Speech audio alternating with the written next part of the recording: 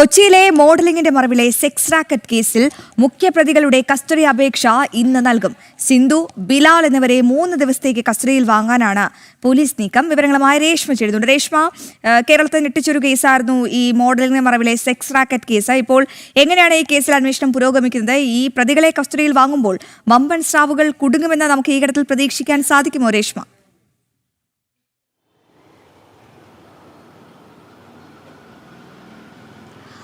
അശ്വതി, രാഖി, സുപ്രധാനമായിട്ടുള്ള ഒരു കേസാണ്.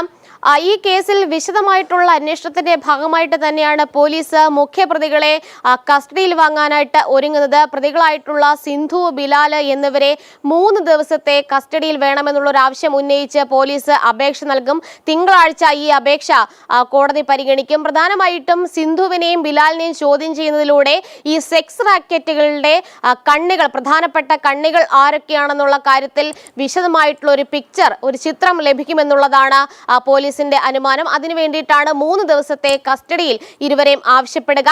നേരത്തെ സിന്ധുവിനെയും അതോടൊപ്പം തന്നെ ബിലാലിനെയും പ്രാഥമികമായിട്ട് ചോദ്യം ചെയ്ത ഘട്ടത്തിൽ ഈ സെക്സ് റാക്കറ്റ് കേന്ദ്രീകരിച്ച് ഏത് വിധത്തിലായിരുന്നു പ്രവർത്തനം നടത്തിയിരുന്നത്, ഇതിന്റെ മറ്റ് പ്രവർത്തനങ്ങൾ ഏത് വിധത്തിലായിരുന്നു, ഇതുൾപ്പെടെയുള്ള കാര്യങ്ങളിൽ വിവരങ്ങളും വിശദാംശങ്ങളും ലഭ്യമായിരുന്നു. എന്തായാലും റിമാൻഡിൽ തുടരുന്ന ഇരുവരെയും കസ്റ്റഡിയിൽ ലഭിച്ച ശേഷം കൂടുതൽ വിവരശേഖരണവും തെളിവുകളും ശേഖരിക്കുക എന്നുള്ളതാണ് അന്വേഷണ സംഘത്തിന് മുന്നിലുള്ള ഇനിയുള്ള ഒരു വെല്ലുവിളി.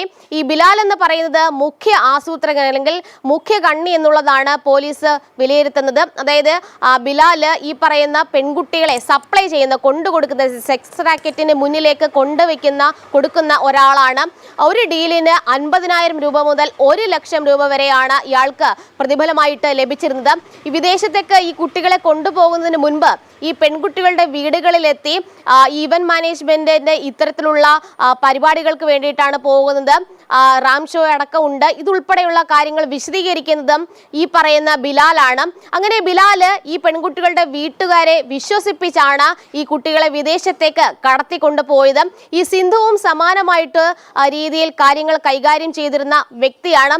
സിന്ധു ഉപദ്രവിച്ചിരുന്നു എന്നുള്ള ഒരു മൊഴിയും നേരത്തെ പരാതിക്കാരിൽ പലരും നൽകിയിരുന്നു. ഈ നേരത്തെ പെൺകുട്ടി, അതായത് രക്ഷപ്പെട്ടു വന്ന പെൺകുട്ടി നൽകിയ പരാതിയുടെ അടിസ്ഥാനത്തിലാണ് സിന്ധു, അലീന, എബ്രഹാം, അതോടൊപ്പം തന്നെ ബിലാൽ എന്നിവരെ പോലീസ് അറസ്റ്റ് ചെയ്തത്. പക്ഷേ കൂടുതൽ യുവതികൾ പരാതിയുമായിട്ട് രംഗത്ത് വന്നിട്ടുണ്ട്.